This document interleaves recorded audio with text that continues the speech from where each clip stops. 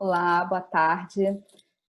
Sejam bem-vindos. Vamos começar a apresentação de resultados do plano do BD Eletrobras.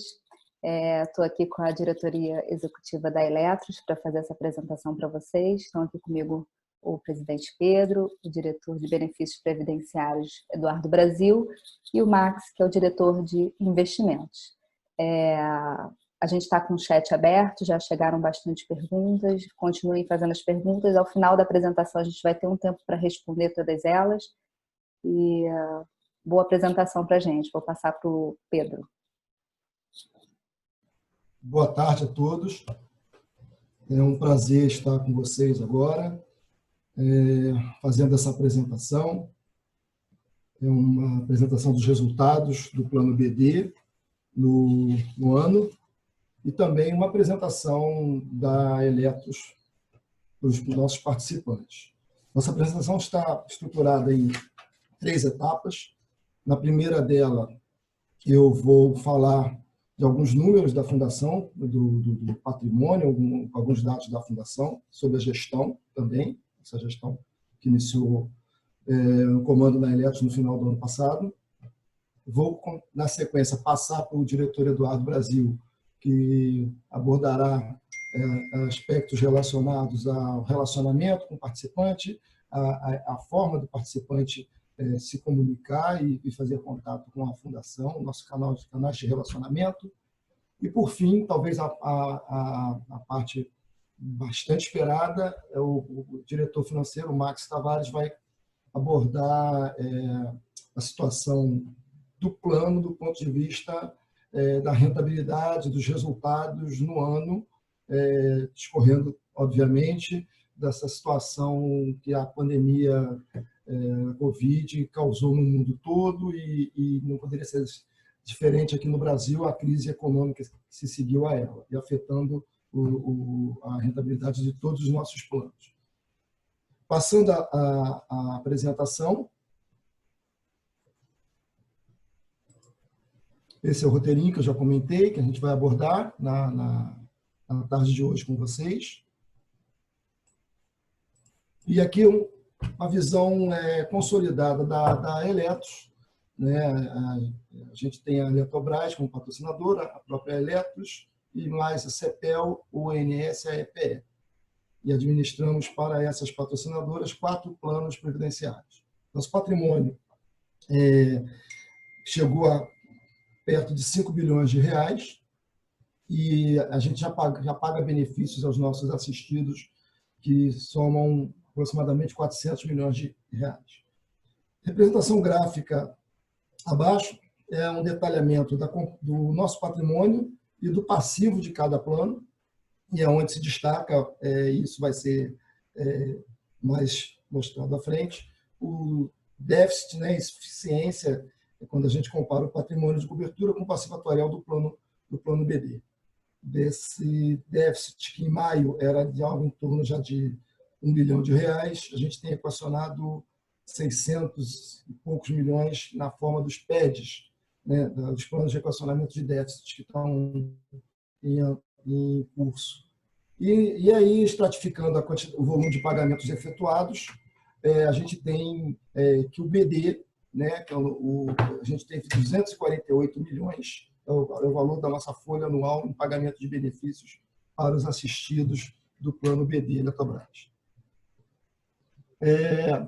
Quando a gente olha para o número de participantes, nós temos hoje 5.151 participantes, no conjunto de empregados, que eu vou chamar algumas vezes de ativos, e de participantes em gozo de benefícios, que são os assistidos. Então, 5.151, os planos da Eletrobras concentram 52% dessa massa de participantes. Se a gente olhar para apenas estratificando aqui, tirando um recorte, só os empregados hoje das patrocinadoras, a Eletrobras, CEPEL e a própria Eletros, eles representam 30% da massa de ativos do plano. Aqui no consolidado dos planos, tá? Não é uma foto só do BD. Bem, além de administrar planos de previdência, a gente tem a gestão do plano de saúde. né? Então, o plano de saúde, o Eletro Saúde, com 3 patrocinadoras, a Eletrobras, a Eletros e o CEPEL. Temos 7 produtos associados a essas patrocinadoras, 7.500 vidas, que representam os empregados nas patrocinadoras, os assistidos vinculados aos planos e também os seus dependentes.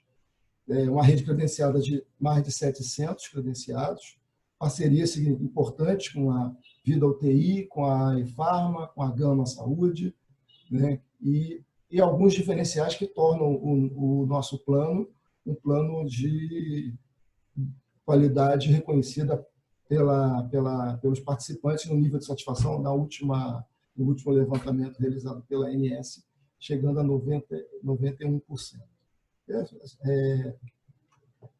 Falar agora da governança, a Eletros tem um conselho deliberativo e um conselho fiscal, onde a gente tem representação paritária, né, das patrocinadoras, 1,50% de cada um desses colegiados e eleições, né, os participantes, através de eleições, indicando também representantes para o Conselho Deliberativo, um total de 3 eleitos, no Conselho Fiscal, 2 eleitos. Na estrutura da diretoria executiva, a presidência, que eu estou ocupando desde novembro, a diretoria de benefícios, o Eduardo Brasil, que tomou posse em janeiro, e na diretoria financeira, o Max Tavares, que foi eleito no ano passado e tomou posse em janeiro também. A gestão, com seus conselhos, a diretoria também se apoia na presença de alguns comitês, aí aqui destacados são 7 comitês estratégicos importantes, o Comitê Executivo de Investimento, o Comitê de Gestor de Carteira, o Comitê de Gestão Previdenciária, o Comitê de Conduta Ética, o Comitê Consultivo dos Planos BD e CD Eletrobras, o Comitê Estratégico de Tecnologia e o Comitê de Equidade de Gênero e Raça. Cada qual, no seu propósito, contribui muito para o funcionamento da entidade, no seu dia a dia. A Eletros tem auditorias das patrocinadoras, se tornaram auditorias anuais. Tem auditoria anual independente, que atualmente é a KPMG, uma das 4 maiores empresas de auditoria. Tem também a auditoria do regulador, que é a Previc.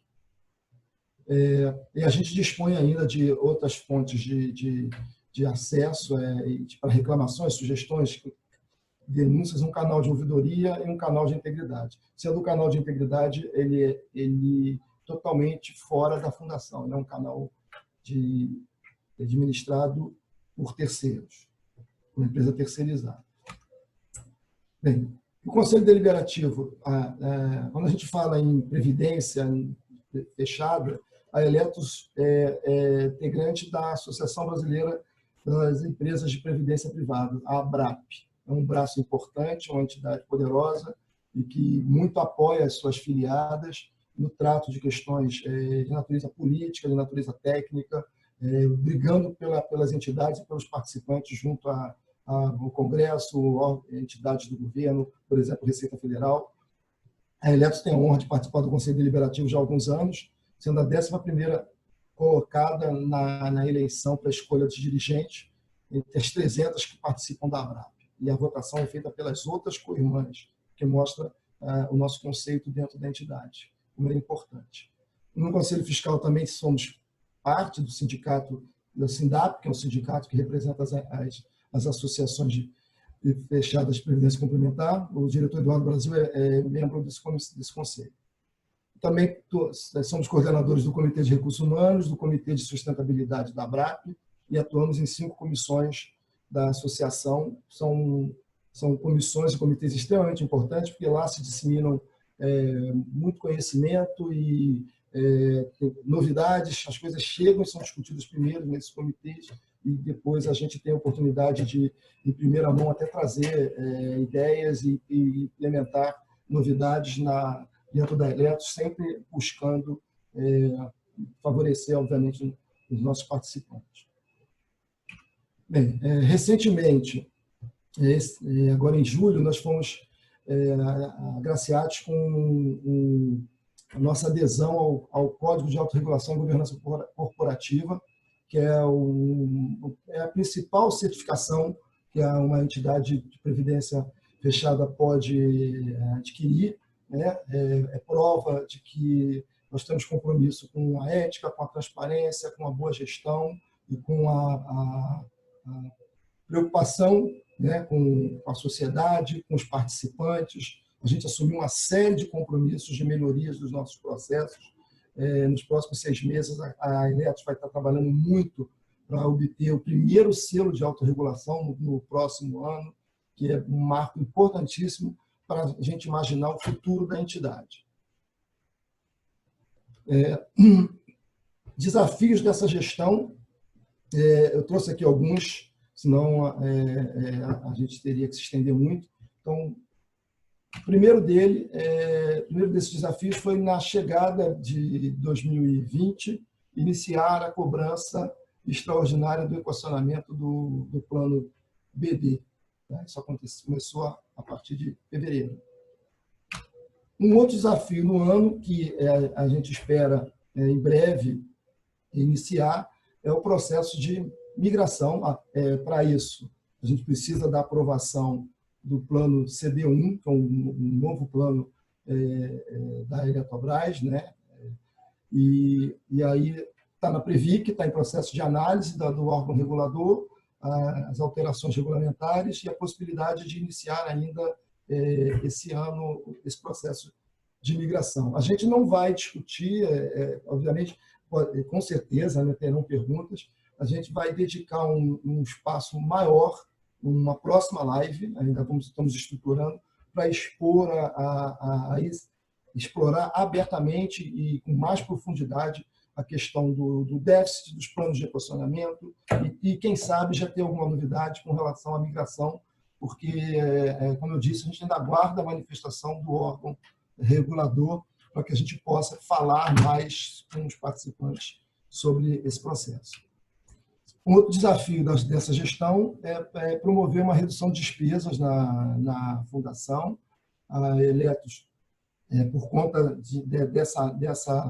desse desafio, a gente já, nesse ano, ao aprovar o orçamento desse ano, já foi possível identificar alguns cortes de despesa, cortes esses que possibilitaram, simultaneamente, a gente também cortar as taxas de administração cobradas de todos os participantes, a administração do patrimônio dos participantes, reduzimos elas de 0,45% para 0,40% ao ano, uma das mais baixas, né, dentro do setor, e eliminamos a cobrança da taxa de carregamento, que era uma taxa, principalmente para aqueles que estão formando patrimônio, né, era uma taxa que onerava as contribuições do participante e da patrocinadora. Com isso, obviamente, está sobrando mais dinheiro para os cofres, né, da rentabilidade de cada plano.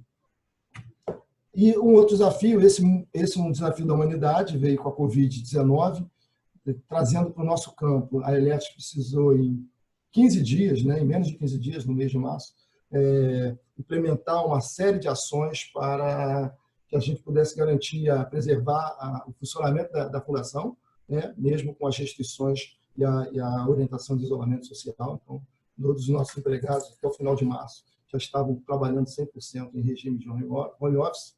Foi necessário, para a segurança de empregados e de participantes, interromper o atendimento presencial e agora a gente está começando a voltar, começamos a retornar em 3 de agosto, gradativamente ao escritório, e em breve vamos também retornar com atendimento presencial, também elaborando um plano de retorno bem sustentado, né, primando pela segurança do empregado e do participante durante esse atendimento.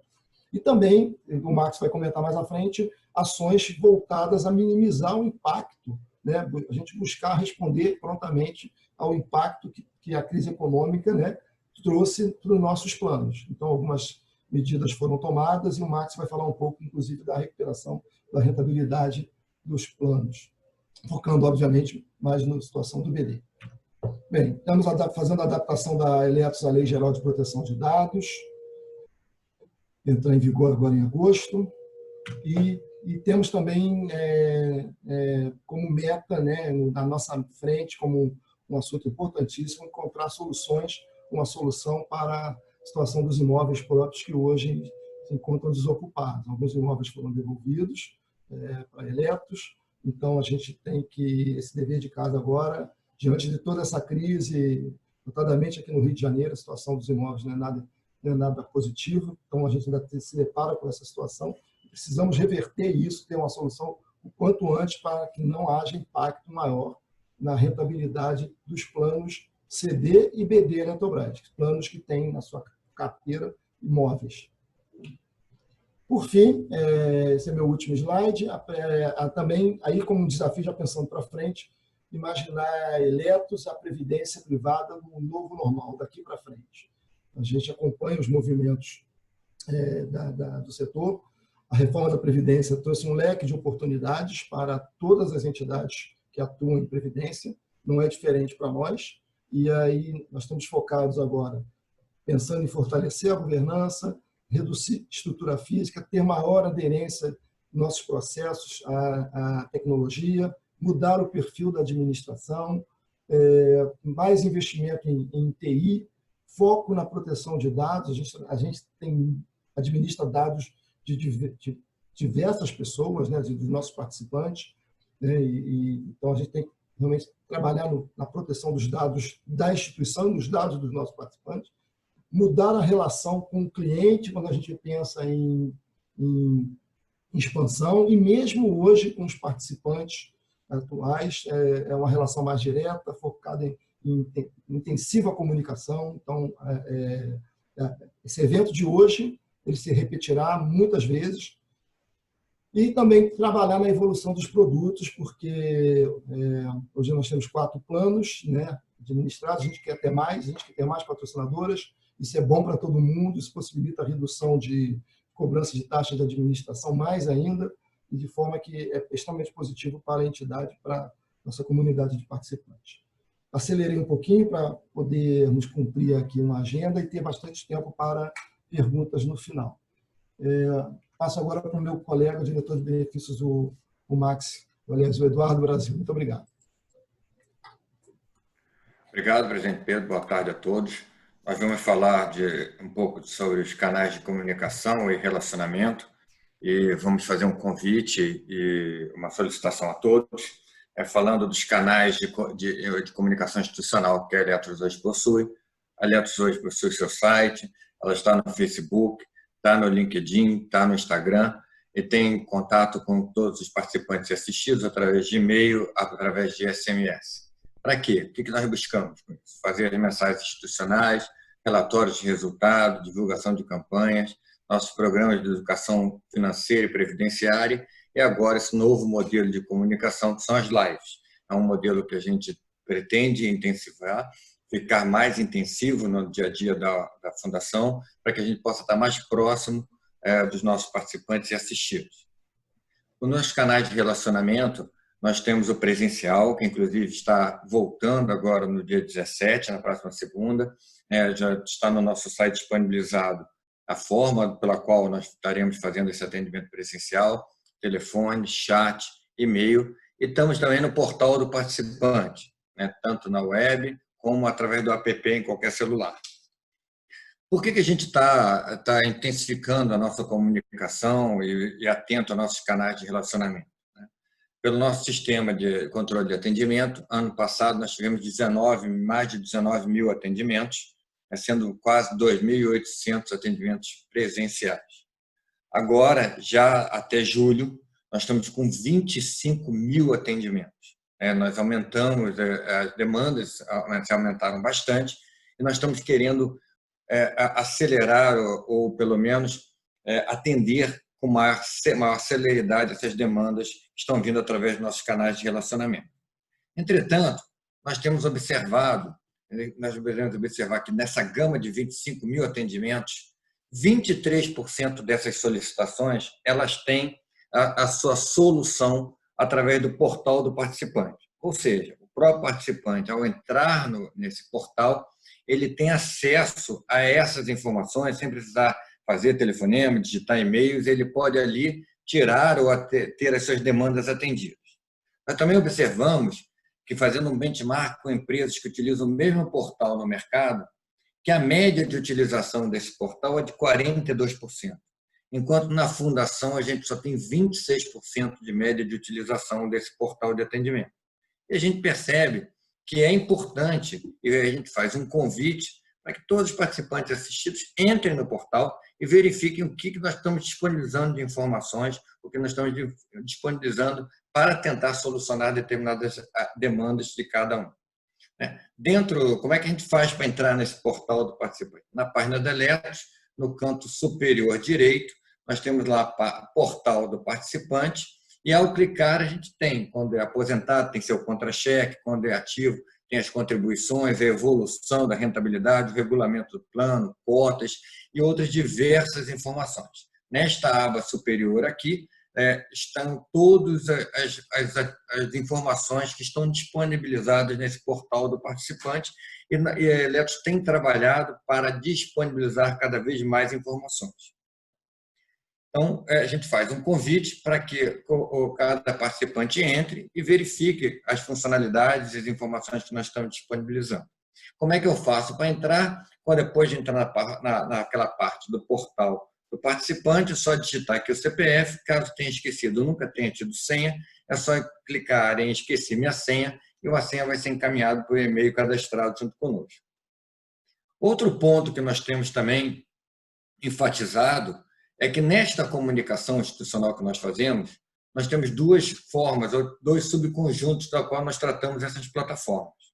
O primeiro deles é a passiva, em que a Eletros coloca suas comunicações no site, no Facebook, no LinkedIn, no Instagram, e aí o participante tem que entrar nestas plataformas para que ele possa ter as comunicações. Entretanto, a gente tem percebido que é importante, sim, fazer convite e chamar a atenção de determinadas comunicações que, às vezes, o participante não faz de forma ele entrando nessas plataformas. Então, é importante que a gente faz uma comunicação ativa através de encaminhamento de e-mail ou próprio SMS de celular. Para isso, é fundamental que os participantes assistidos tenham atualizado esses dados, tanto e-mail quanto celular. E, por isso, a Fundação vai começar uma campanha de recadastramento ainda em 2020, para que esses dados possam ser conferidos e que a gente consiga fazer um saneamento, a gente consiga ter um cadastro fidedigno para que essa comunicação possa ser mais fluida, ela possa funcionar de maneira mais assertiva. Agora, precisamos esperar a campanha de recadastramento? Não.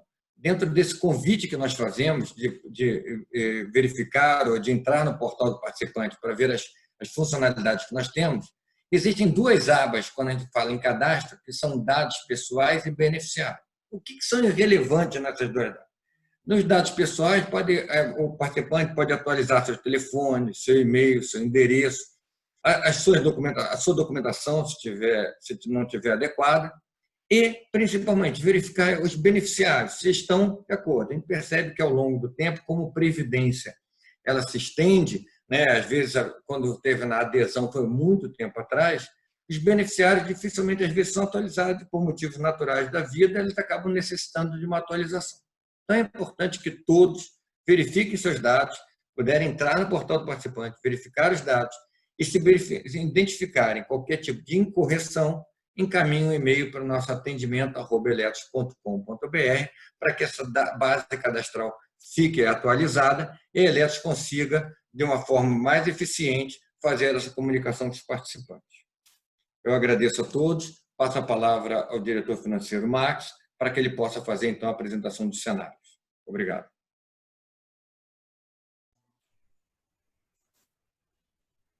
Boa tarde a todos. Vou colocar na tela aqui a apresentação para a gente acompanhar. Então, a gente vai começar com um cenário, tá? O que está acontecendo no cenário externo e interno, e o que está acontecendo também em relação ao combate à pandemia, né? Que está sendo feito pelos governos, para a gente poder entender um pouquinho o que está acontecendo no mercado nesses últimos 7 meses. Então, é isso. Falar um pouco também sobre os juros, falar um pouco sobre a Bolsa. Nossa parte interna aqui é a taxa Selic, a queda da taxa Selic, né? falar sobre projeções também e a Bolsa também brasileira. Bem, com a pandemia, lá em março, né, eu acho que causou um estrago generalizado nos mercados, e a expectativa que se tinha naquele momento lá atrás era que a economia ia perder muito, não só a brasileira, mas no mundo inteiro. Nesse gráfico é um gráfico do FMI, ele projetou logo depois de março, né, aquele evento bem distorcido dos mercados, sem precisão nenhuma, e ele colocou essa projeção de menos 9 para o Brasil, menos 12 para a Europa, desculpa, voltei. Para a Europa, Estados Unidos, tudo isso. Quem menos caiu nessa história foi a China, né, a Ásia, mas, de forma geral, é uma queda bem forte projetada para os países aqui. O que aconteceu, na verdade, é que a projeção deles para 2020 real, no mundo, olhando esse mapinha aqui, que é também a projeção da FMI, vai perder mais de 3%, ou seja, a queda vai ser maior que 3% em maior parte do mundo. Isso é o que deu o susto em todo mundo, o susto dos mercados, e que forçou também aos governos tomarem um tipo de socorro, né, para não deixar a economia afundar de vez. Contudo, para 2021, já existe uma reversão de cenário, onde se projeta aí crescimentos positivos já para a maior parte do mundo, e até expressivos na Ásia, né? E isso anima também os mercados. É uma expectativa positiva para o mercado que foi muito impactado na Bolsa, nos títulos, tudo isso. Para isso uma esperança de recuperação. Bom, o que foi feito por parte do governo para combater todo aquele estrago feito pela pandemia? Esse aqui é um gráfico do FMI também, um relatório deles que eu tirei semana passada. Ele está atualizado para abril. São os países do G20 e os gastos que fizeram seus governos com relação a mais gastos do Banco Central. Só aqui tem 4,5 trilhões de dólares injetados na economia, né? Fora que, depois disso, teve discussão ainda de mais euros por parte da Europa, mais dólares por parte dos Estados Unidos. Muitos programas sendo discutidos, inclusive os Estados Unidos está sendo discutido um programa agora, se continua ou não o programa deles, que é exatamente no foco de ajudar a combater o efeito negativo que a pandemia vai causar nos mercados e nas economias, né? Esse é um gráfico de juro real. Vários países do mundo têm um juro zero ou negativo. Esse aqui é o juro real de curto prazo, tá? Aquele juro tipo a Selic nossa aqui. Poucos países do mundo têm taxa real acima de 1%. Se pegar ali, China, Grécia e Rússia, acima de 1%. O restante é tudo baixo, ou zero ou negativo. E esse é um movimento de juros que não é de agora, já é um movimento que vem antes da pandemia, na verdade. Já havia uma discussão econômica com relação ao crescimento mundial, que vinha forçando os bancos centrais a diminuir a taxa de juros, que já é um efeito já de longo prazo, né, que está sendo discutido, chamado de uma expectativa de que a economia não fosse crescer mais por longo tempo, né? Então os bancos centrais vinham reduzindo as taxas de juros já desde antes. E a pandemia só colaborou para aumentar essa pressão de queda de juros, né, e para tentar combater e estimular a economia ao consumo, né? Aqui a taxa de juros americana de curto prazo, eu botei um gráfico, ela já era curta antes, né, ela subiu um pouquinho ali em 2018, depois voltou a cair e agora é 0,13 para esse ano e 0,13 para 2021. Essa taxa nominal americana. Só que a taxa real deles é negativa. Já há algum tempo é negativa. E isso, em parte, explica por que a Bolsa Americana já vinha há algum tempo já batendo máximas atrás de máximas, né? E as pessoas o juro lá fora é negativo. Por isso que as bolsas estão nessa linha de cada vez mais subir.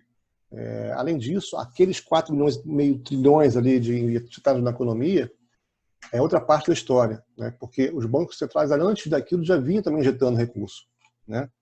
Então, o que a gente fala é que tem muito recurso, muita liquidez no mundo, procurando ativos que tenham rentabilidade para poder fazer ganhos com isso, né? Então, o que eu quero dizer, efeito combinado aqui da taxa de juros baixa ou negativa, com excesso de liquidez, todo esse dinheiro colocado pelos governos no mercado, isso tende a aumentar a tolerância a risco, ou seja, as pessoas ficam propensas a risco e buscam um ativo de risco, né? Porque o risco cai, não tem onde ele investir, mesmo com aquele país que tem uma condição um pouco mais debilitada, fiscal, por exemplo. Mesmo nesses casos, ainda encontra de pessoas expostas a ativos de risco, porque ela não tem muito onde correr. Aqui um exemplo disso. A Bolsa Americana é a linhazinha verde, já vinha subindo antes da pandemia, e a linha azul é o juros de longo prazo, 10 anos dos Estados Unidos, né? Então você vê claramente, antes daqui da pandemia, que foi esse tombo que você vê aqui, né, a linha verde, a Bolsa já vinha subindo há muito tempo, e o juros também já vinha caindo há muito tempo, né? Isso aqui já vinha a longo prazo. Com a queda da Bolsa na pandemia, né, o susto foi bem grande, mas, como eu falei, assim, não tem onde investir com juros negativos. As pessoas colocam um título para tirar menos, você não investe lá, né? Vai evitar. Tem excesso de liquidez, as pessoas estão com muito dinheiro, não as pessoas físicas, as instituições, né? Quem aplica dinheiro. E, então, a combinação disso é a Bolsa que tomou fôlego de novo, e ela voltou já praticamente ao fechamento do ano, Bolsa Americana. A volta foi rápida, acho que ninguém esperava que fosse tão rápida assim. A gente esperava sim que ia ter uma recuperação, mas que essa recuperação ia demorar um pouco mais, né? E os juros continuou caindo. Os juros continuam caindo, os juros de 10 anos lá hoje é 0,5%, nominal. Aqui é um gráfico de risco. A gente mede o risco dos países através de CDS. Aí. CDS é uma medida internacional de risco, que é negociada no mundo.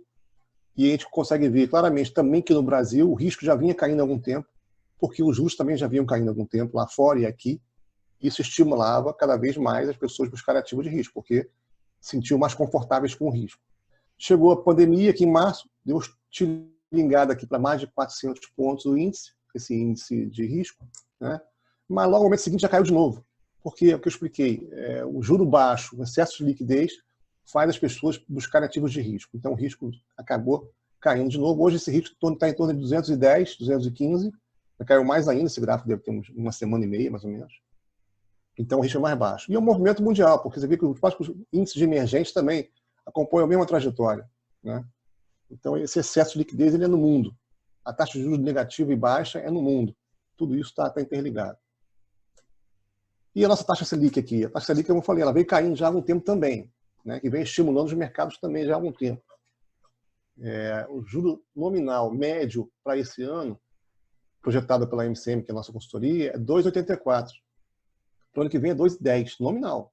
Se a gente for olhar o juro real, aí a gente toma um susto, né? Porque a gente nunca viu no mundo, no Brasil, juro negativo. E aqui é juro real negativo.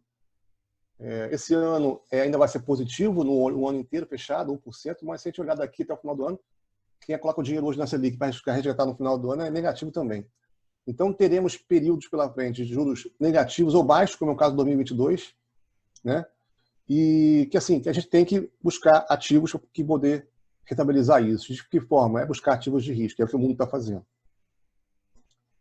Aqui é a taxa de juros de longo prazo, a NTNB. Essa aqui é uma curva de juros, a linha azul. Vários vencimentos.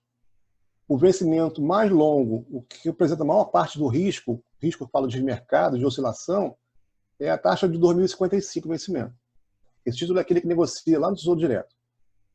Então, hoje, esse título ele está abaixo do 4,80, que é a taxa do plano, né? Então, assim, quando eu junto tudo, eu tenho uma Selic que é negativa, eu tenho um juro de longo prazo que é abaixo da taxa do plano. Tudo isso nos leva a sempre a direcionar recursos, buscar mais retorno, ou seja, quando eu falo mais retorno, ativos de risco. E aqui é um gráfico interessante que eu vou mostrar para vocês, que a bolsa é a linhazinha laranja e as barrinhas azuis aqui é o número de CPFs que ingressaram na bolsa. Repara que a partir de 2016, com o juro veio caindo, mais de 2017 em diante, o juro veio caindo, as pessoas começaram a direcionar seus recursos para a bolsa, pessoas físicas. E quando culminou, tudo está junto, né? A queda do juros lá fora, a queda dos juros aqui, as pessoas entrando mais na bolsa, a bolsa continuou subindo. Então, boa parte da valorização da bolsa tem a ver com o que está acontecendo no mundo, né? Baixo a propensão a risco, a pessoa baixa tolerância. Então, as pessoas buscam mais ativos, buscam ativos de risco, e acaba puxando a bolsa, e aí isso aconteceu com a gente também. Projeções que a gente tem aqui para esse ano, de crescimento de PIB é -7, essa projeção aqui é da MCM, não do FMI. -7 também é um número ruim, Tem muitas casas já revendo esses números, talvez não seja tão ruim assim. Deve ser negativo, mas não tão ruim. 2021 é 3,5% de alta do PIB. Selic já é 2% hoje, deve fechar o ano em 2%. E para o ano que vem, deve fechar o ano em 2,75%. Inflação é baixa, até porque as pessoas não estão consumindo porque estão desempregando, estão desempregadas, né? Então não tem consumo, basicamente. A inflação deve ser baixa esse ano e baixa ano que vem também. Qual é a nossa maior preocupação? Parte fiscal. Por que eu digo isso? É um momento delicado para esse momento agora, porque a gente está direcionando recursos para ativos de risco para tentar gerar retorno para os planos. Aqui no mundo, né? Mas aqui no Brasil especificamente, que tem esse problema fiscal. Esse ano, provavelmente a relação de PIB vai bater quase 100. Ela veio de 76 ano passado, né, no fechamento do ano, e deve crescer bastante por conta até dos incentivos do governo que estão injetando recursos aí e está girando a máquina para poder pagar todos esses auxílios, né? Então a dívida deve aumentar. Isso é preocupante porque a gente sabe que já no ano passado a gente já tinha preocupação com a dívida antes, agora a preocupação é maior ainda, né? Então esse é um ponto de atenção, quem está em cima, porque é um ponto que pode sim fazer com que a gente escolhe um pouco do mercado externo. A gente tem um vínculo muito grande no mercado externo. Se a bolsa lá fora, os títulos lá fora tiverem uma recuperação, a gente também aqui provavelmente vai ser afetado na mesma direção. Só que com esses problemas nossos aqui, fiscais, pode complicar um pouco essa recuperação nossa de crescimento. Então a gente precisa crescer para poder gerar emprego, né, gerar motivação para a bolsa, para os ativos de voltar a circular no mercado de novo. Então é um ponto importante para a gente. Bom, a alocação na carteira, o Pedro já mostrou um pouco lá, né, como é que foi, como é que está sendo a alocação. A gente tinha um patrimônio de 5.300 lá em 2019, aqui já considerava que ainda Ceron, que estava na carteira dos planos, aqui do plano dela. Com a venda da Ceron, eles levaram o plano para outro gestor, né? E com isso a gente tem menos 150 milhões no patrimônio por conta de Ceron. Então, a queda que teve aqui para junho considera não só a queda dos investimentos, que já está recuperando, mas basicamente também a saída da Ceron do patrimônio. Do lado direito tem o gráfico de participação dos planos dentro desse patrimônio. Então, ainda grande parte do patrimônio pertence ao BD e ao CD, né? Depois o Saldado, o ONS e EPE, perfil vitalício zero um pouquinho ali. E nessa distribuição. E do BD, a gente tem um patrimônio hoje de 2,50 bi. Lembrando que nesse período de 6 meses aí, que a gente teve esse ano, saíram em torno de 20 milhões mês. Então, além da queda dos investimentos por conta da pandemia, também teve saída de recursos para pagar benefícios, né? Aqui do lado direito é a distribuição desse patrimônio, como é que está? Grande parte ainda é da renda fixa, mas qual a estratégia que a gente adotou esse ano? Quando a Bolsa caiu muito lá em março, a gente percebeu que aquela queda era muito forte e, em algum momento, dados os juros mundiais negativos e liquidez, essa Bolsa vai recuperar. A gente aproveitou aquele momento e aproveitou para comprar um pouco mais plano de renda variável, sabendo que o plano ia precisar disso. Foi uma decisão correta, porque a Bolsa, a gente não esperava que fosse recuperar tão rápido, mas a Bolsa recuperou, bom, porque a gente comprou um pouco mais para o plano, né, dado todo o cenário que tem, e a gente era o primeiro caminho mais rápido para comprar isso, fazer esse investimento. Isso é importante porque ajudou o plano a recuperar mais rápido da queda dos investimentos. Então, a estratégia foi essa, né, de aumentar a liquidez, de aumentar a participação de bolsa. Na renda fixa, a gente tem uma carteira, já era bem distribuída de acordo com a ALM do plano, né? Tinha um estudo ALM que indicava e recomendava já esses ativos para essa carteira de renda fixa. O que nós fizemos nesse período foi aumentar um pouco mais a participação de crédito, porque quando estressou o mercado em março, as taxas dos títulos abriram, a gente foi lá e comprou um pouco de crédito, o que tinha no mercado para comprar, a gente comprou de baixo risco, colocamos na carteira de todos os planos, né, um pouco mais de risco. Um outro destaque da carteira do BD, da renda fixa, a carteira de NTNC, essa carteira aqui, que ela é atrelada ao GPM. GPM nesse ano, ele está altíssimo, o GPM aqui. Como ela tem uma parcela que remunera pelo GPM, então essa carteira também ajudou bastante na recuperação. Apesar dela sofreu bastante na queda, mas está recuperando bastante e está ajudando bastante a recuperação. Esses são os títulos de crédito que nós compramos. Alguns já tinham na carteira, outros compramos agora nessa crise, e as taxas abridas, a gente foi lá e comprou um pouco de crédito para melhorar a rentabilidade. A parte de renda variável é aquela que nós aumentamos um pouco lá na crise, né? Aproveitando o momento de queda da Bolsa. A gente já tinha uma distribuição entre carteira interna e externos, né, para ajudar a gente nessa gestão. Com esse aumento de locação de renda variável que a gente está fazendo, a gente colocou mais 4 gestores que nós contratamos para ajudar nessa gestão. São gestores, basicamente, entre eles não tem muito... a gestão é bem diferenciada, vamos dizer assim, né? Então a diversificação é boa na renda variável. A gente busca dessa forma aqui, buscar extrair o máximo de retorno possível da renda variável para esses gestores. Bom, a gente aumentou o risco, né? Inevitavelmente isso acontece, porque se a gente não consegue dar remuneração nos ativos através da renda fixa, a gente aumentou na renda variável, então a gente aumentou o risco. Com o aumento de risco, a gente pensou de uma forma também de como é que a gente protege ou como é que a gente ameniza a situação de risco do plano. Então a gente colocou em votação já agora dos conselhos, né? Aprovação de investimento em estruturados e investimento exterior. Para que isso? Para poder diversificar mais a carteira e melhorar a relação de risco que ele tem hoje.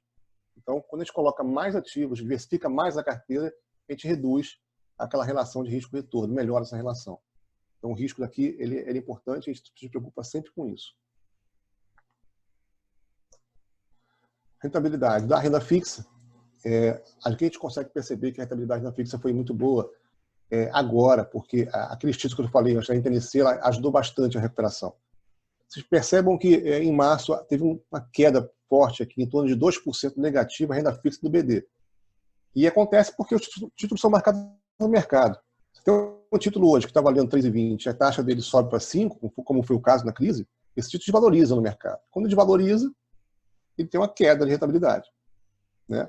Como a gente sabe que aquela queda de rentabilidade e aquele momento específico ali era um momento passageiro que iria passar, a gente manteve a calma e mantivemos os títulos na carteira, né? E foi bom, porque em não vender os títulos, ou seja, porque às vezes a primeira reação que as pessoas físicas têm está um estresse, vamos vender tudo, vamos vender. Aí você vende no mercado na hora errada, né? Então esse é a hora importante que você tem que ter calma.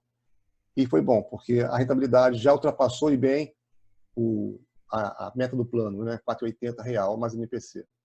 Então, por enquanto, bem. A renda variável ainda está negativa no ano, mas mais por conta mesmo do estrago que foi feito lá em março pela pandemia na Bolsa, né? Chegou a 40% de queda. A linhazinha azul é a gestão da Eletros, de renda variável, Eletros mais gestores externos. O objetivo aqui é estar acima da preta, né? Ganhar sempre da linha preta. Ano passado e retrasado conseguimos fazer isso. Ganhamos bem. Temos uma estratégia muito boa. Mas esse ano, a gente está, apesar de ganhar do índice, mas estamos na parte negativa ainda, né? O ideal é que isso aqui vire positivo. Aqui é a rentabilidade do plano. Então, a gente vê que lá em março o plano chegou a dar 10 e alguma coisa negativo, foi um mês terrível. Assim, generalizado, não foi só a Eletros, acho que o mundo inteiro sentiu isso. Mas a gente teve, assim, a compra da bolsa em março, que a gente fez lá, no fundo do poço que a gente comprou bolsa, a manutenção dos títulos na carteira, que a gente sabia que são bons, é importante manter a calma, e aqui está a resposta, né? A gente está quase já colando aqui na meta do plano, que está errado, por sinal aqui é 3,60, tá, gente? Está 3,5 aqui, mas é errado, é 3,60.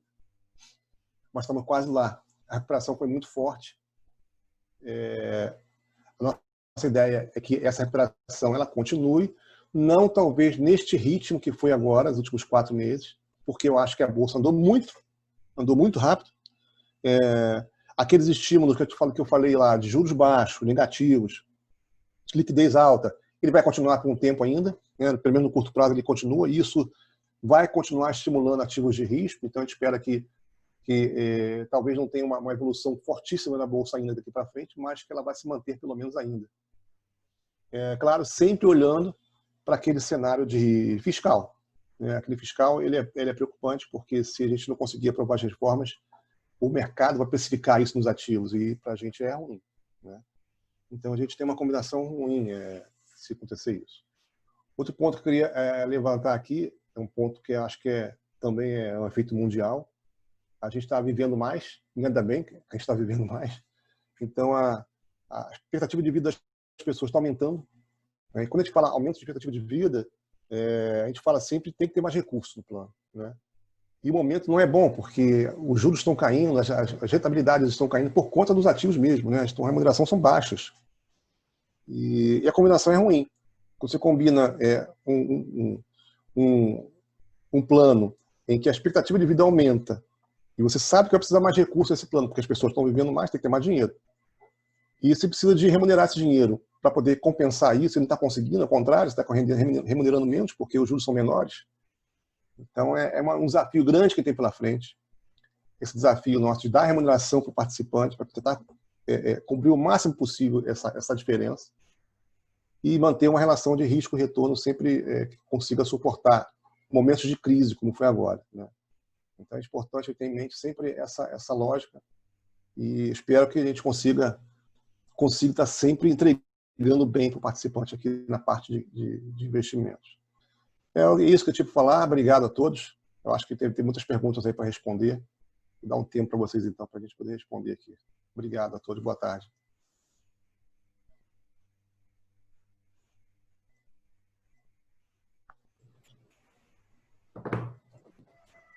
Obrigada, Max. Vou começar a ler as perguntas que estão no chat aqui e vou passando para vocês responderem.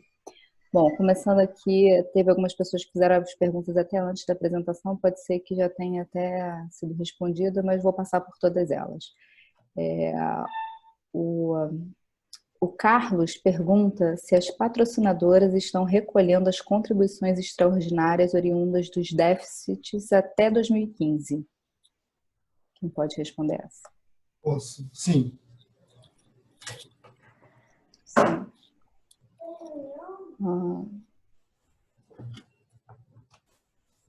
Vamos ver aqui. O Carlos Pacheco também pergunta quais ações estão sendo tomadas para transformar os imóveis em ativos com liquidez, conforme resolução 461 do Bacen. Acho que o Max, né, pode responder. Sem microfone, Max. Eu não entendi direito. Qual foi a pergunta?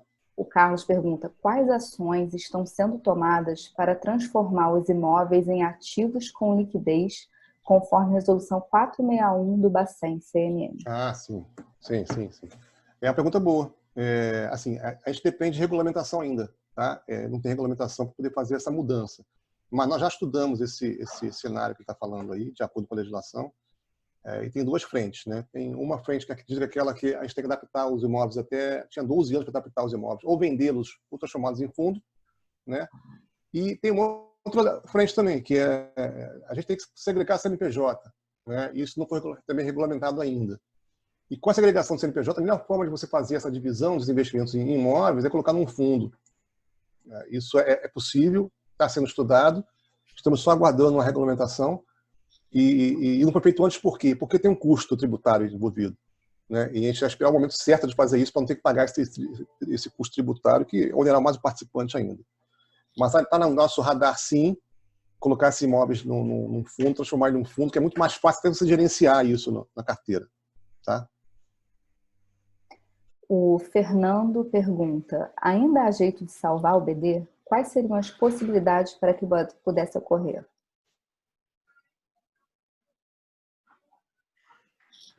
Fernando, boa pergunta. Assim, o BD, o Plano de Benefício Definido, ele tem umas características que a gente sabe que, infelizmente, essas características levaram a plano de equacionamento, a déficit em 2011, 2013, 2015. Né? A gente entende que hoje, que se as premissas atuariais se mantiverem, e aí são premissas atuariais, nós estamos falando de muitas delas, né? A taxa de mortalidade, a rentabilidade do plano, né? Atingimento de meta atuarial, né? Estamos falando desses aspectos direcionados a ele. Se hoje, e se todas as contribuições que foram equacionadas através dos planos de equacionamento de déficit de 2011, 2013, 2015 forem honradas, o plano está equilibrado, né? Agora, se alguma dessas variáveis, né, que são muitas, mais uma vez, que vem impactando o plano, futuramente elas não estarem de acordo com as premissas atuariais, aí volta-se a ter novo déficit. Então, o plano, a questão do plano é essa. Se as premissas atuariais se mantiverem, sendo honrado os planos de equacionamento 10, 11 13 e 15, o plano em si estaria equilibrado. Aí o Costa pergunta: quais são as alternativas existentes para aqueles que têm sido impactados pelas contribuições extraordinárias?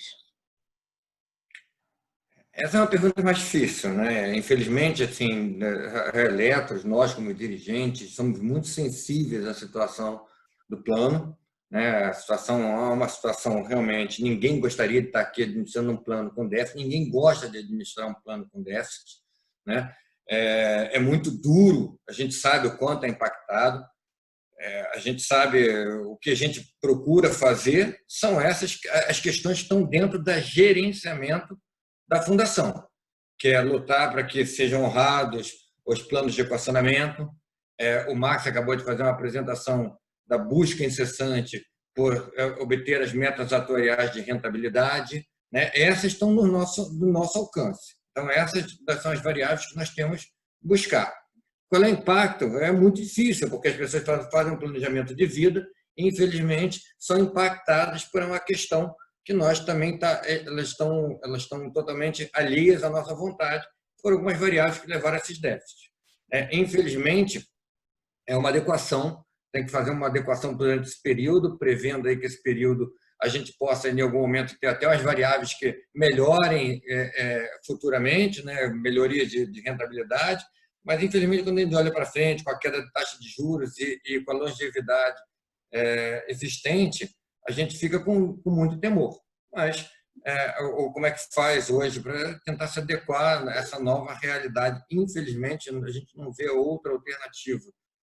Não conseguimos encontrar outra alternativa. Estamos batalhando muito, lutando muito, porque a gente, mais uma vez, a administração da Eletros é muito sensível a essa situação, uma situação muito difícil, nós somos compreensíveis, entendemos esse ponto. Tem algumas perguntas sobre atendimento que eu vou consolidar elas em uma só. Perguntas sobre atendimento presencial, né? Eu acho que a preocupação muito relacionada à migração, se vai ter esse atendimento presencial e se vai ter algum tipo de forma remota também, tipo essa que a gente está usando aqui, um atendimento via Zoom ou via alguma plataforma remota. Muito bem. Vamos separar, como for um monte de atendimento, vou falar primeiro para o atendimento que nós continuamos, né?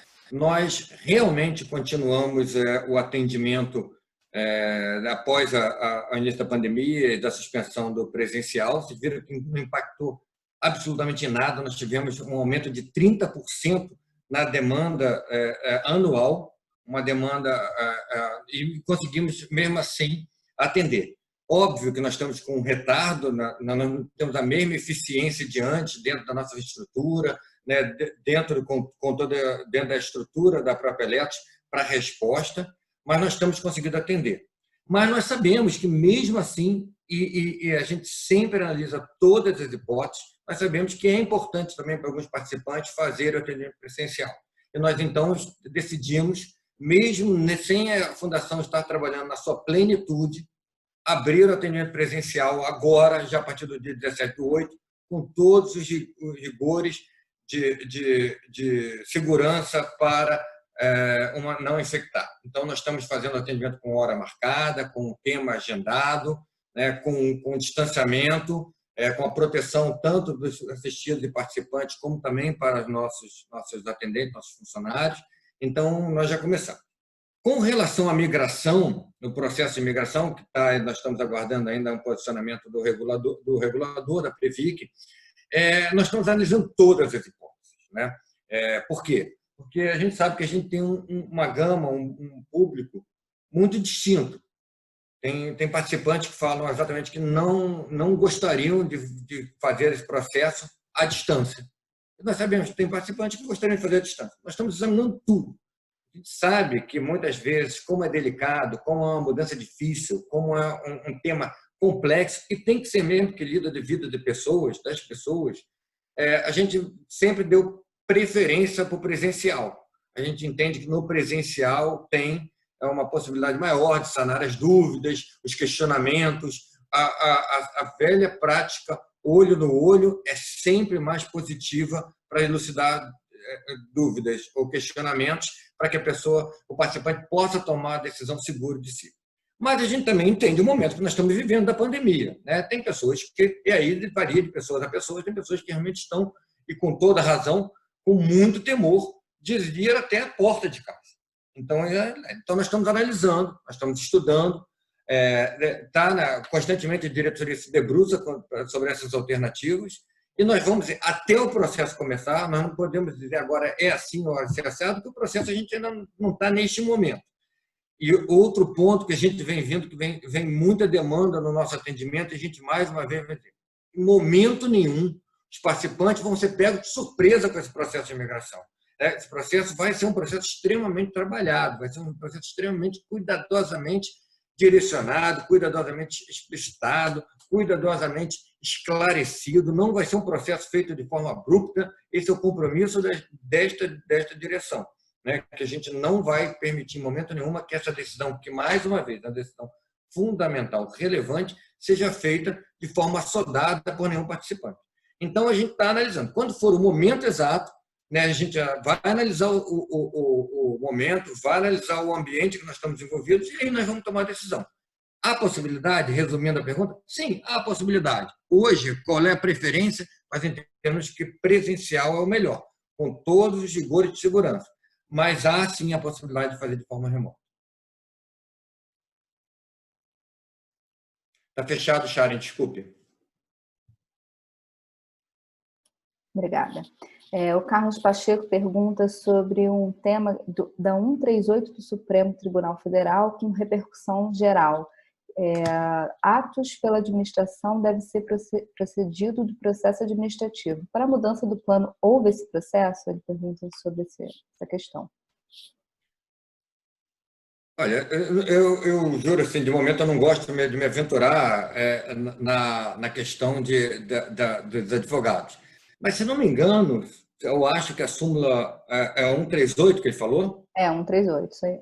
A 138 do ministro Dias Toffoli, acho que, se não me engano, é de 2011 ou 2012, ela falava de processos administrativos de funcionários públicos. Mas, de qualquer forma, deixa eu dizer como é que esse processo de imigração vem sendo conduzido, né? E ele vem sendo conduzido primeiro, por quem vem sendo conduzido. Ele não vem sendo conduzido exclusivamente pela Fundação Eletros, né? Ele vem sendo conduzido. Nós temos um apoio a Towers, né? O William Towers, que hoje é o atuário do plano BD Eletrobras. Nós temos pelo nosso escritório de advocacia externo.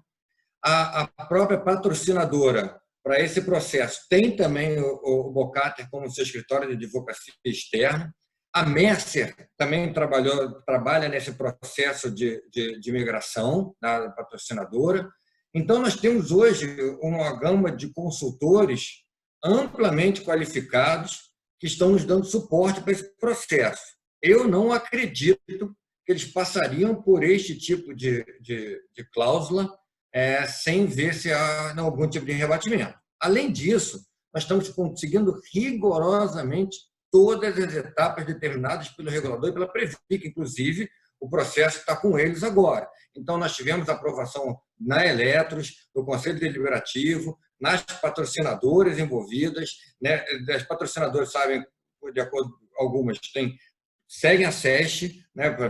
A própria SESC faz a aprovação. Eu não acredito que esse processo está sendo conduzido com transparência. Nós temos mantido a comunicação constante desse processo, com o estágio que ele está, e temos conduzido de uma forma que ele está adequado com todos esses consultores que nos dão apoio. Eu não acredito que nenhum deles, a gente não esteja adequado a essa súmula. Mais uma vez, eu não sou conhecedor, não sou um conhecimento profundo. Eu acho, posso estar cometendo um equívoco horroroso, mas eu acho que essa súmula era para servidores públicos, né? Eu acho que é do ministro Dias Toffoli, tem muito tempo, eu acho que é uma súmula antiga, mas nós vamos, mais uma vez, eu agradeço a informação, nós vamos verificar e prontamente vamos dar a resposta, mas acredito, sim, nós estejamos adequados a toda a legislação. Está fechado, Sharon. Estou muda de novo aqui. Agora sim. A Beth, ela acabou de se aposentar, né? Disse que preencheu os cadastros, já atualizou beneficiários e é usuária do portal do participante e não está vendo os dados atualizados no portal. Então, ela está perguntando sobre esse procedimento de atualização direto no portal. Muito bem, obrigado, Beth. Assim, a gente hoje não tem um processo de atualização dos dados no portal. A gente hoje tem tanta demanda que a gente gostaria de disponibilizar nossos participantes. Dentre elas, óbvio, a gente gostaria de permitir que atualizasse no portal, o participante atualizasse diretamente. Mas, como dados, dificilmente a gente muda ao longo do tempo, né? O dado é sempre o mesmo, ele pode ter, através, porque a Fundação fez uma implantação do seu sistema beneficiário recentemente, e essas migrações de dados sempre são mais complexas, né? A gente sabe da complexidade do sistema. Então, por enquanto, a gente não está permitindo, ou tem essa funcionalidade como prioridade para adequar.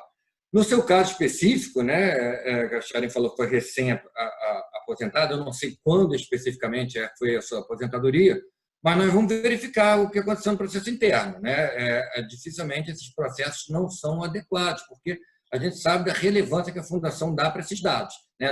Nós estamos aqui, uma das mensagens que nós viemos aqui dar era da importância que esses dados estejam atualizados. A gente sabe que, por causa da migração, alguns dados não estão adequadamente preenchidos. E a gente pede o apoio de vocês.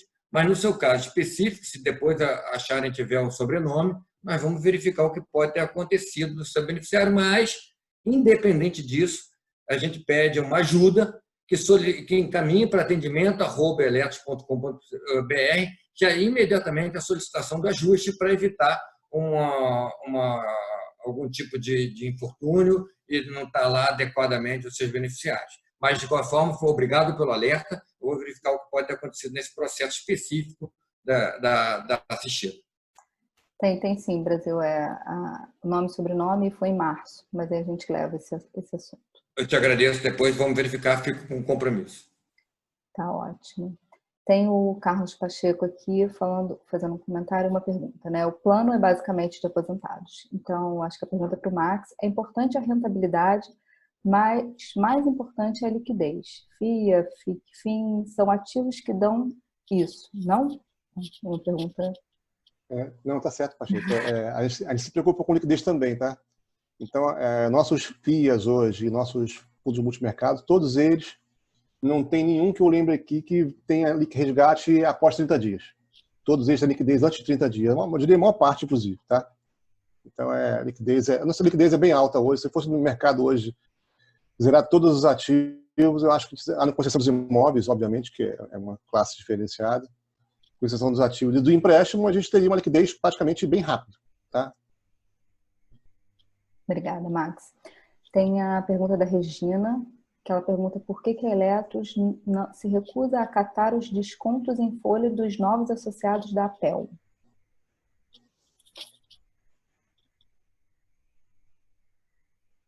Bem, olha, Regina, se for da APEL, assim, primeiro nós temos que ressaltar aqui nessa live a importância de todas as associações que nós temos lá. Não é uma, são várias que nós temos junto à Eletros. A relevância delas para o nosso dia a dia. A gente não se recusa, deve estar tendo algum tipo de incômodo. Mas o que acontece? Nós temos um convênio, nós precisamos formar um convênio hoje com essas associações. Quando nós chegamos, nós não tínhamos convênio.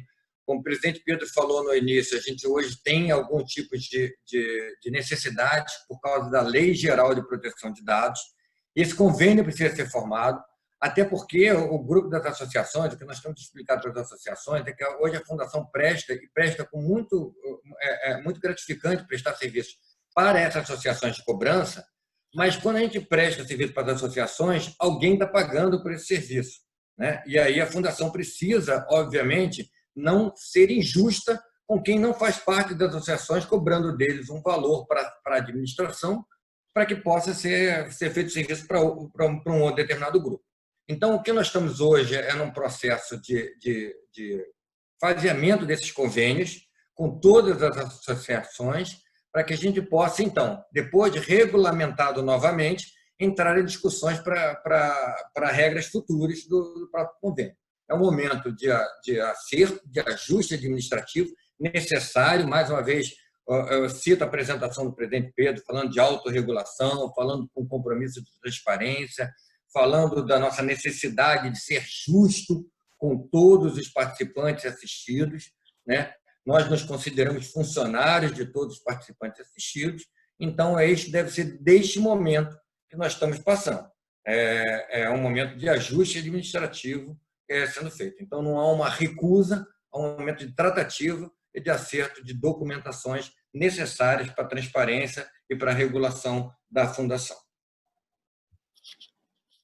Tem uma pergunta do Fernando sobre uma apresentação que foi feita na AEL, que teve 4 conselheiros da Eletros, né? Foi feita uma apresentação para os participantes, e aí ele questiona se essa apresentação poderia ser disponibilizada no site da Eletros.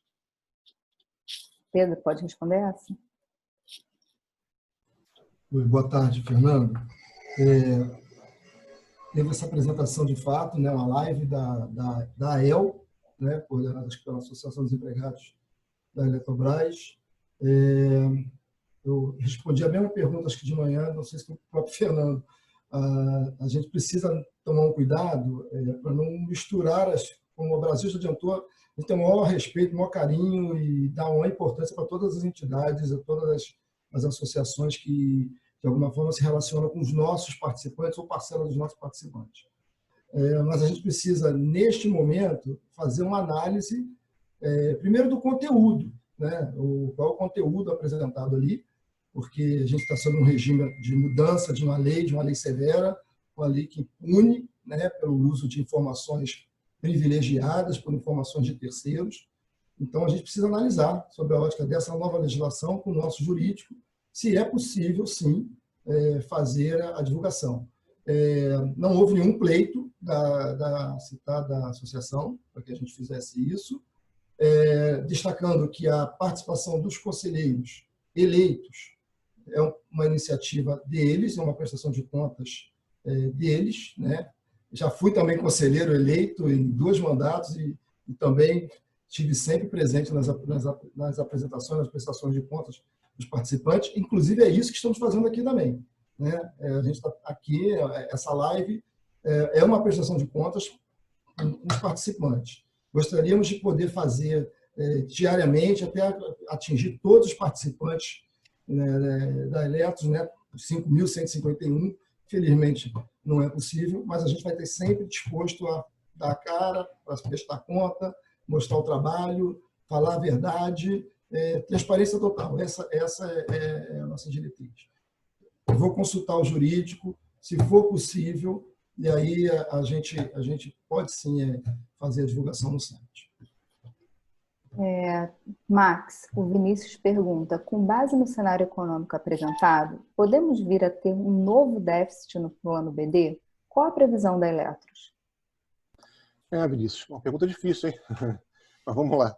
Se você fizesse essa pergunta lá em abril, ou depois da pandemia, eu falei com você, rapaz, esse ano vai ser ruim, vai ser déficit, porque os investimentos estão todos, né, deteriorados. Aquele momento ali era muito ruim.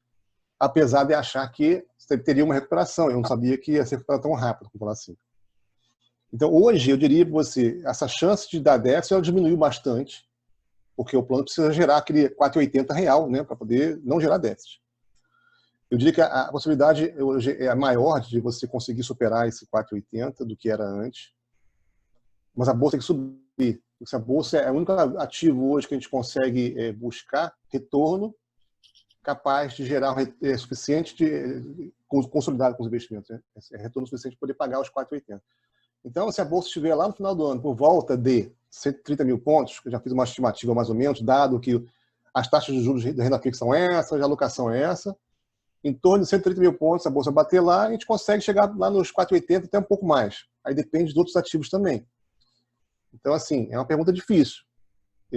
A possibilidade, eu acho que sim, a possibilidade, mas assim, tem que bater a bolsa lá, porque senão só com ativo de renda fixa a gente não vai conseguir. Pedro, A Elizabeth pergunta: por que em 2006 a Eletros criou um grupo de blindados, entre aspas, né, diferenciando seus participantes em um plano dito mutualista? Se informado antes, muitos teriam migrado para o CD Saudade, similar ao BD. Está no mudo, tá? Inicialmente, Beth, obrigado pela pergunta.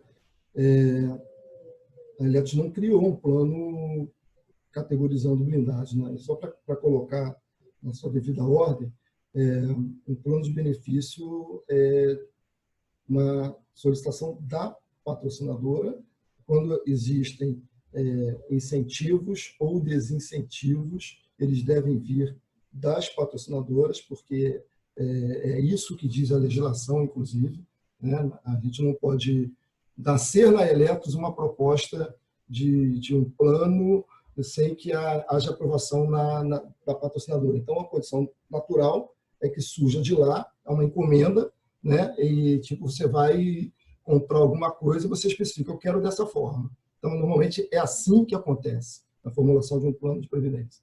Então, não criamos essa categoria. E eu me lembro, em 2006, eu fui a uma apresentação, né? Acho que esse foi o grande problema daquela migração, que a gente espera minimizar o risco nesse ano, nesse processo próximo. Eu fui a uma apresentação, a Eletros fez várias apresentações na patrocinadora Eletrobras, acho que também na PEL, aí eu não vou garantir, porque eu não fui, não assisti, não lembro, mas na Eletrobras a Eletros fez várias apresentações. E o público presente para esclarecer dúvidas, para obter informações, era simplesmente nenhum.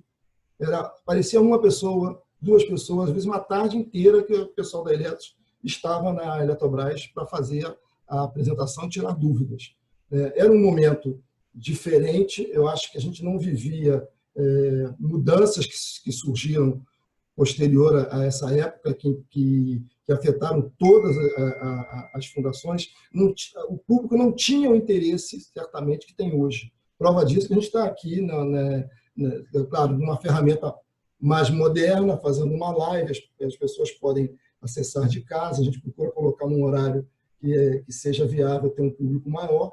Então, não se tinha esse recurso naquela época. Então, esse é um facilitador para o de hoje. Então, respondendo a sua pergunta, a Eletros não criou diferenciação e eu atribuo a falta de interesse mesmo da massa à época para ter informações. Eu fui a uma apresentação e eu me lembro que tinham, acho que 5 pessoas no máximo, numa sala que caberiam 100. Então, esse foi um ponto que a gente vai trabalhar no processo desse ano para fazer diferente. Nós vamos ser chatos, nós vamos atrás dos participantes, não vai ser por falta de informação, né, de ação da Eletros, que o participante não vai ter oportunidade de tomar a decisão que for melhor para ele, porque é uma decisão muito pessoal, uma decisão que cabe a cada um tomar. A Márcia levantou a mão aqui avisando que eu esqueci. Desculpa, Márcia, voltei para a sua pergunta. A Márcia pergunta: o crédito verificado neste ano, como ele pode ser utilizado no caso da pessoa passar de ativo para assistido? Muito bem, Márcia. Eu estou acreditando que ela está falando do crédito referente ao PED de 2011, talvez, né? Que ela tenha pago.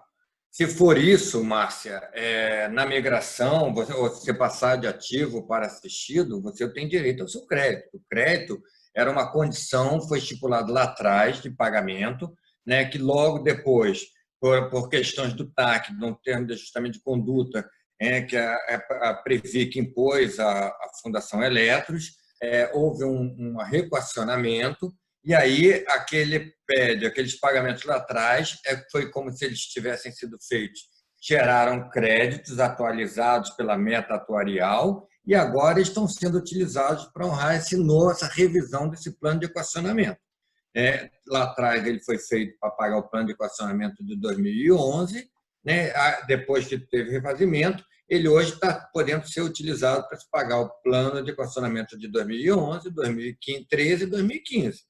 né? Se por um acaso qualquer condição que você faça, seja de imigração, seja de aposentadoria, os créditos serão seus. Eles continuarão sendo honrados para pagamento até a sua exaustão desses planos de equacionamento. E se for no caso de uma migração, eles serão utilizados na sua migração para bater os déficits que você teria, né, futuros que você teria. Não tenha dúvida que esse recurso, esses créditos, se forem esses a que você está referindo, que a pergunta veio nesse ano, se forem esses, não tenha dúvida que os créditos são seus.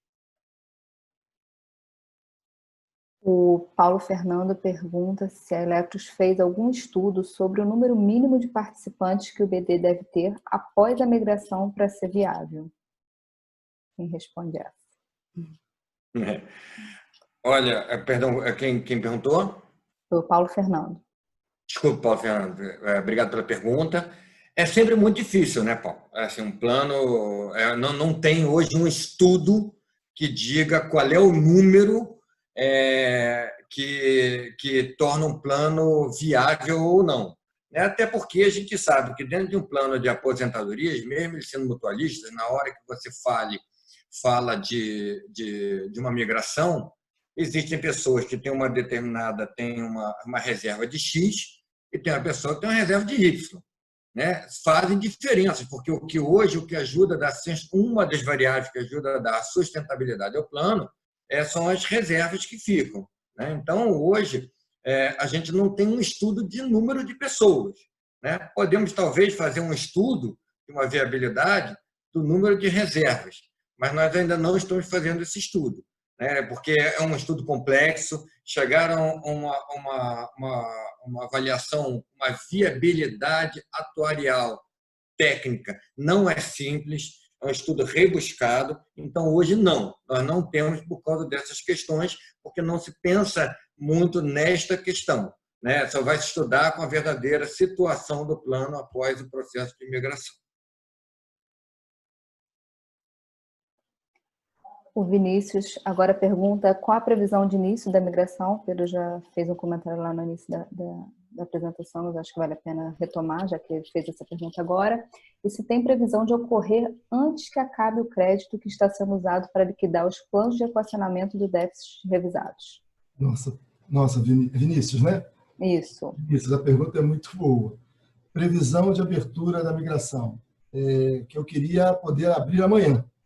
Mas a gente depende, como acho que falei, ou algum dos diretores comentou, o processo está na Previc, foi encaminhado para lá no final de abril, né? Então acredito que a pandemia, né, tenha afetado o funcionamento regular também da Previc. A gente já teve uma reunião com eles para monitorar o andamento do processo internamente lá, da análise. A gente tem uma outra reunião com eles na terça-feira, então pode ser que na terça-feira eu tenha condições de ter essa avaliação. O que a gente imaginou, claro, a gente entrou com um processo com um cronograma na cabeça, né? A gente tinha em meta que se a Previc tivesse trabalhado com uma resposta até o mês de julho, início de julho, nós estaríamos iniciando a migração em 1º de setembro. O processo de divulgação de tudo já em agosto, né, com todos os preparativos que a gente está tomando, a gente está adotando, inclusive imaginando, a gente está planejando o atendimento presencial, o Eduardo Brasil já comentou, né? Então a gente está tudo caminhando para fazer, inclusive no retorno agora do atendimento presencial aos participantes, nós já estamos fazendo uma espécie de laboratório para o atendimento da migração. A gente já está adotando lá umas medidas de segurança, de proteção à saúde, que com certeza serão intensificadas no processo para receber muito mais pessoas, né, na Electros para fazer o seu atendimento e tirar as dúvidas e tomar a decisão. Então, seria 1º de setembro, não será mais, não há previsão, em função de que depende muito da data em que a gente receba do regulador a aprovação e, melhor, mais ainda, se o regulador, a Previc, alterar alguma premissa que está nos regulamentos apresentados, aí o processo tem que correr novamente nas instâncias de governança da patrocinadora Eletrobras, do patrocinador CPEL, da Electros, e torçamos para que não tenha mudanças e que, se houver, que não sejam mudanças que necessite voltar, por exemplo, à SEST, que é a Secretaria de Controle das Empresas Estatais, e a Eletrobras, se houver uma mudança de algum item que precise ter autorização da SEST, a Eletrobras terá que submeter a essa secretaria. Então, hoje eu não tenho uma data, a gente espera, torce, para que a gente consiga abrir o processo no terceiro trimestre, sem precisar para você a melhor data. A outra parte da pergunta, você pode repetir, Sharon? Do Vinícius? Vinícius, posso sim, só um minutinho, vamos lá. Se tem previsão de ocorrer, se o crédito está sendo usado para liquidar os planos de equacionamento de déficit revisados. Essa é a pergunta completa. Acho que você respondeu tudo, né? Porque primeiro era qual a previsão e depois se tem previsão de ocorrer antes que acabe o crédito que está tudo bem. Ok. Existe um estudo na diretoria de benefícios, na fundação, que projeta ainda um bom tempo, né? Não menos de um ano, para a utilização dos créditos. Claro, cada caso é um caso, mas que na média é superior a um ano ainda para frente. Então, a resposta é, com todo otimismo, sim. A gente tem, como eu falei, esperança de iniciar a migração ainda este ano. Então, grande probabilidade de ocorrer ainda com utilização, o participante ainda esteja utilizando o crédito para não pagar déficit. Eu acho que essa é a expectativa dele. Caso não seja, o Vinícius, a gente pode responder também pelo canal de atendimento, você pode refazer ou reapresentar a pergunta, e aí a área de atendimento responderá com mais detalhes. Eu vou juntar a pergunta de 3 pessoas aqui que são bem relativas, da Helenice, do Alpoim e do Rafis, né? Juntando. Quais são as variáveis que levaram o BD ao déficit? Por que houve déficit no plano BD? E como esse déficit do BD, de quem é a culpa? Então, mais ou menos, a explicação vai servir para responder os 3. Quem pode fazer essa resposta? Posso responder, presidente? Ok. O plano BD, achar um culpado, a gente sempre tenta achar um culpado. O modelo não era um modelo bom do plano. Quando eu olho assim, hoje eu falo muito confortavelmente, que eu assumi recentemente a diretoria de benefício. A primeira situação que eu tive, o primeiro grande desafio foi, sem sombra de dúvidas, a cobrança das contribuições extraordinárias, e eu sei o quão impactou essa massa de participantes e assistidos do plano BD. Então, para mim, foi um momento muito difícil, realmente muito difícil, muito sensível para mim. Nós estudamos. O problema do plano BD tem diversos, eu acho. Era um modelo que não era um modelo sustentável. Em alguns momentos, eu vou dar aqui alguns exemplos, de, às vezes, pessoas que tiveram tempo de contribuição de 10, 12, 15 anos e estão aposentados há 20. Então, isso, quando acontecia situações semelhantes a essa, alguém efetivamente tem que pagar Tem pessoas que contribuíram rigorosamente os seus 35 anos. Tá? Nós temos problema da massa. Quando foi feita a conta lá atrás para a porta,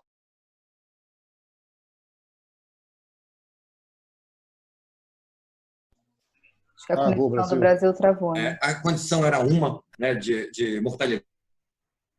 Está travando o Brasil. Senhora idosa de 50 anos tinha sido falecido num jornal, nós estamos falando de 50 anos atrás. Hoje em dia, uma pessoa com 80 anos, uma pessoa saudável e que tem uma expectativa de vida muito maior. Então, quando um plano que tem um tipo de fator ou de variável, que é você receber aquele mesmo valor durante muito tempo, e hoje em dia as pessoas vivem mais aposentadas do que pelo tempo de contribuição, o modelo indica que esse plano é um plano que talvez tenha a tendência a não ser sustentável. Tiveram variáveis na questão do próprio plano BD Eletrobras que levaram a isso, potencializaram talvez essas perdas, tiveram algumas questões sim. Mas a gente não pode dizer que há um culpado. Seria injusto apontar o dedo e falar foi esse, foi uma coisa que a gente tem muito, graças a outras questões de outros planos. A Eletros, que vai fazer 50 anos ano que vem, ela em momento nenhum teve, durante a vida desses 50 anos, nenhum ato fraudulento que levasse a fraudes nos seus investimentos, aquisições que não fossem adequadas, que gerassem prejuízos ao plano. Nós tivemos. A Eletros sempre conduziu. Agora, o modelo, as regras do plano, se nós pegarmos o plano lá atrás, na sua origem, talvez, e observarmos o modelo em si, né, ele leva a gente a analisar e ver friamente que, em algum momento, ele poderia gerar déficit se alguma daquelas variáveis se alongasse. Se fosse meta-atorial, fosse o envelhecimento da massa, né? Eu não gosto dessa palavra, mas é a palavra que é usada tecnicamente. Então, a gente hoje não tem como virar e apontar a culpa de A, de B ou de C. Talvez do modelo. E a gente pode ver isso muito hoje comentado no modelo da própria Previdência Social, que estava insustentável, né? As pessoas estão vivendo muito mais.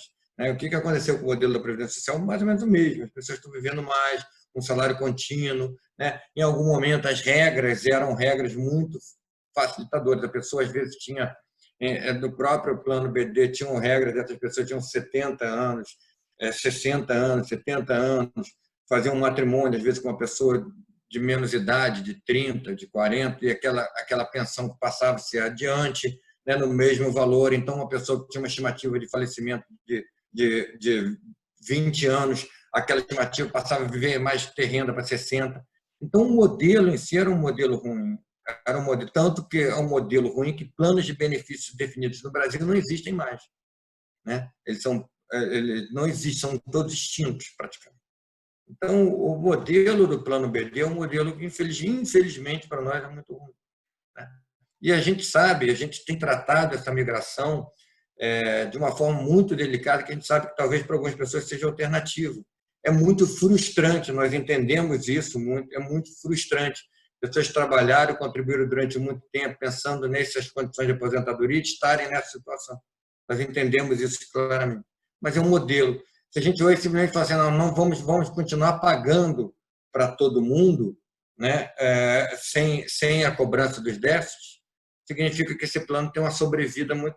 O presidente Pedro mostrou no começo da apresentação que hoje o plano BD gera em torno de uma folha anual em torno de 200 e poucos milhões de reais de benefícios, né, um patrimônio de 2 bilhões de reais.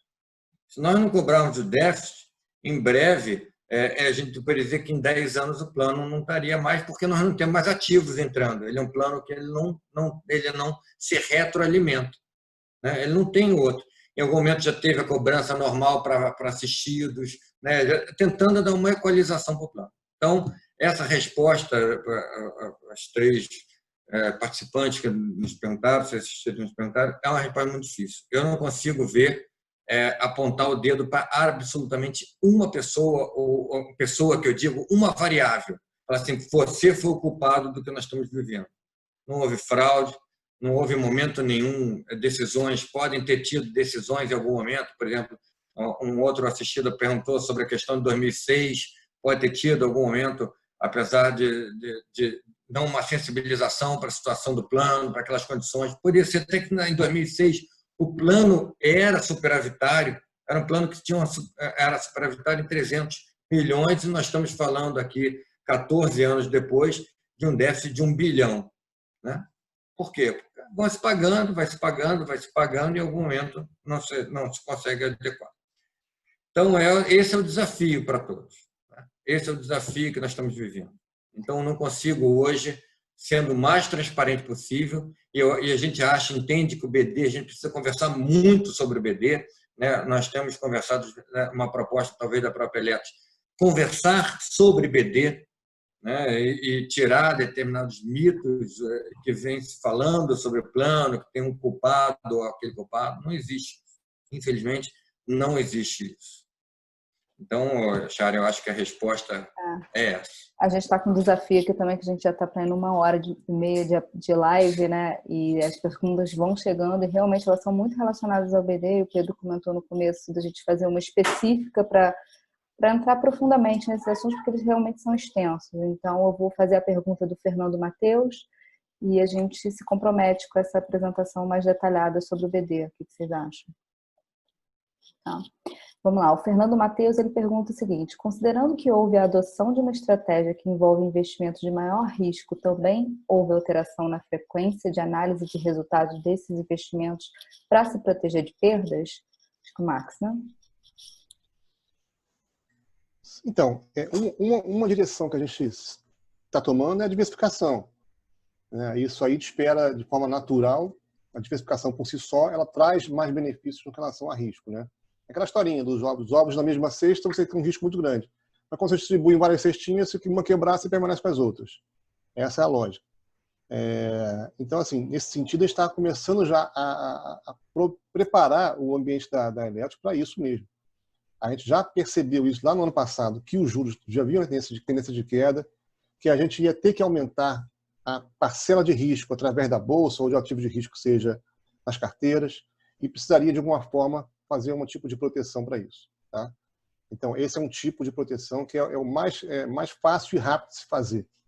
Existe outros tipos de proteção que a gente está sempre pensando também, né, que em relação à carteira de renda variável, que é a nossa parcela de maior risco que a gente tem.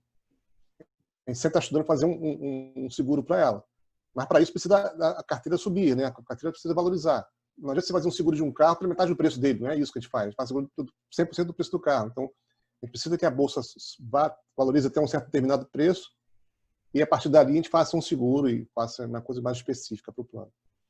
Então, nessa linha, sim, a gente se preocupa muito com o risco e tenta, dessa forma, fazer uma diversificação para poder exatamente melhorar essa relação de risco-retorno.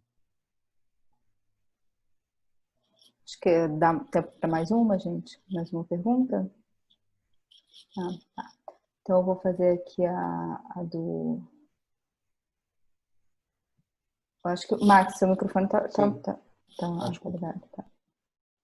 O José Paulo pergunta se a Eletro já tem algum estudo para aqueles que não vão migrar, ou seja, como a Petrobras reduzir o percentual de pensão, 13º, teto de aposentadoria, enfim, formas de prolongar a vida do BD. Posso responder essa? Bem, a Petrobras, na verdade, o desenho de um plano de equacionamento é uma coisa muito específica. O desenho inicial feito pela Petrobras, ele não é muito diferente do que a Eletros, a patrocinadora, desenhou para os nossos déficits. O que aconteceu é que, no caso da Petrobras, houve uma rodada de negociação posterior à aprovação dos PEDs. Ela começou a fazer as cobranças, e aí houve uma ação judicial, né? E esta ação judicial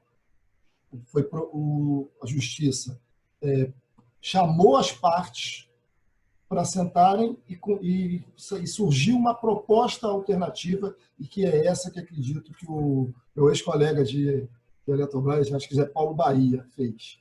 Então, surgiu daí essa proposta que, de fato, se cortou, acho que o 13º, e tem uns outros elementos, umas outras variáveis que foram modificadas, e aí se possibilita a retomada. Não é que tenha solucionado o problema do BD. O problema do BD, como colocou bem o Brasil, dada a característica do plano, aqui, lá, em qualquer outra empresa, é sempre complicado. O que aconteceu é que melhorou as condições de pagamento do déficit. É isso. E, obviamente, como o Brasil também já colocou, se o plano está no equacionamento aprovado, sendo honradas as condições de pagamento daquele déficit, não havendo surpresas de variáveis atuariais ou variáveis econômicas, a probabilidade dele se manter por mais tempo aumenta. Agora, como também, puxando para o lado da Previdência Social, a gente ouve várias pessoas, vários especialistas comentarem que a reforma que foi recentemente aprovada é uma medida de curto prazo, que daqui a alguns anos vai ter que se sentar à mesa e se fazer uma outra reforma. Então, o BD é mais ou menos isso, que ele entra em equilíbrio por conta do cumprimento do plano de equacionamento, não limita a possibilidade da gente ter um problema mais à frente, porque a gente já tem participantes hoje, participantes hoje acima dos 100 anos, não são poucos, já tem uma meia dúzia. Esse é um fator, né? E a gente quer que as pessoas vivam mais, né? A gente quer viver até os 120 anos, pelo menos. Então, este é um fator que, dentro de um plano de característica do BD, fechado, é uma situação que tem que ser olhada todos os anos como um fator de risco. Tá? Acho que essa era a última pergunta. Como eu falei, estão chegando muitas perguntas em relação à migração.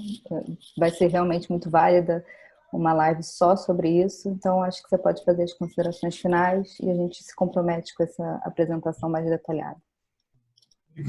Obrigado à audiência.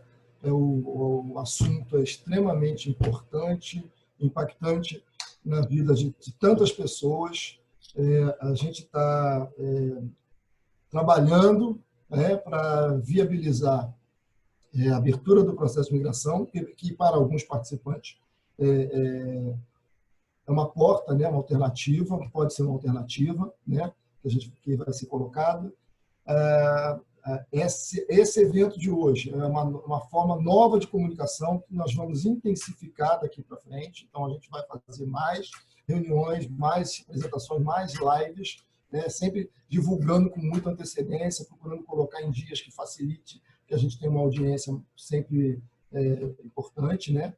E o compromisso que fica aqui de fazermos, sim, em setembro, vamos tentar, toda a dificuldade que a gente está em várias frentes, né, de olho no investimento, de olho na Covid, e vamos tentar fazer uma outra live em setembro, aí já trazendo, se Deus quiser, novidades com relação à resposta da Previc, ou talvez aí um cenário de abertura de processo, e contar um pouco também de como a gente está vendo essa questão do processo em si, da estrutura para a gente receber os participantes e fazer o melhor atendimento possível para que todos tenham tempo e condições de tomar a melhor decisão para si. Muito obrigado. As perguntas que, porventura, não foram respondidas, a gente tem maior boa vontade, a obrigação de responder através do nosso canal de atendimento. Mais do que boa vontade, como disse o Brasil, nós nos consideramos funcionários dos participantes dos 4 planos que administramos. E aí a transparência, né, a gestão exige isso, que a gente coloque a cara, que a gente tenha transparência, que a gente esteja disposto a prestar contas. E essa administração está aí focando muito nisso. Obrigado ao Brasil, ao Max, a Sharon, que estão aqui comigo e com vocês nessa live. Então, boa tarde para todos. Boa tarde, obrigada. Obrigado a todos. Boa tarde.